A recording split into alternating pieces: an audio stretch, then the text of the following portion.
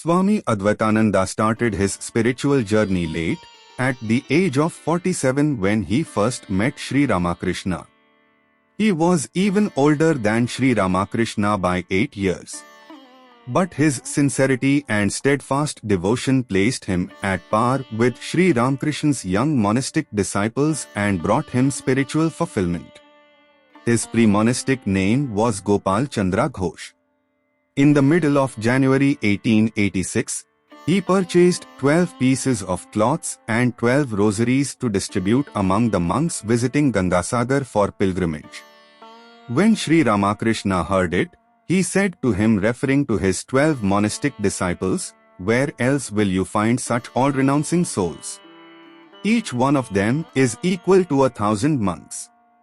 Sri Ramakrishna included Gopal also among these all-renouncing souls, because on 12th January 1886, when he distributed 11 ochre cloths and rosaries to 11 of his future monastic disciples, Gopal also received one.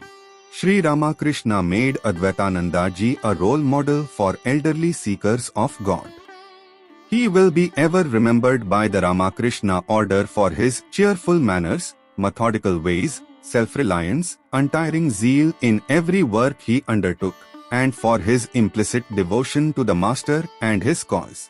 স্বামী অদ্বৈতানন্দজি তাঁর আধ্যাত্মিক যাত্রা শুরু করেছিলেন কিছুটা দেরি করে, 47 বছর বয়সে, যখন তিনি শ্রীরামকৃষ্ণকে প্রথম দর্শন করেন।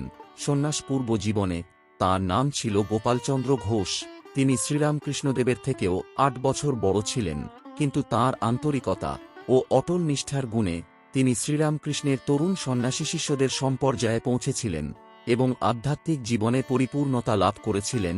1886 জানুয়ারির মধ্যভাগে তিনি 12টি ধুতি এবং 12টি রুদ্রাক্ষের মালা কিনে গঙ্গাসাগর তীর্থযাত্রী সন্ন্যাসীদের দেবেন বলে স্থির করেছিলেন, কিন্তু শ্রীরামকৃষ্ণ তাঁর এই সংকল্পের কথা শুনে নিজের ত্যাগী শিষ্যদের কথা উল্লেখ করে তাকে বলেন, "এদের মতো সর্বস্বত্যাগী তুমি আর কোথায় পাবে?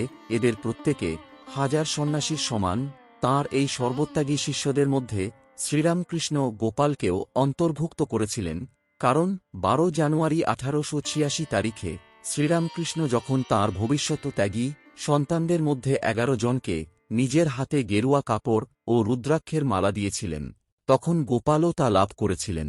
আধ্যাত্মিক সাধকদের মধ্যে যাঁরা কিঞ্চিত বয়স্ক, অদ্বৈতানন্দজিকে শ্রীরামকৃষ্ণ তাঁদের আদর্শরূপে তৈরি করেছেন।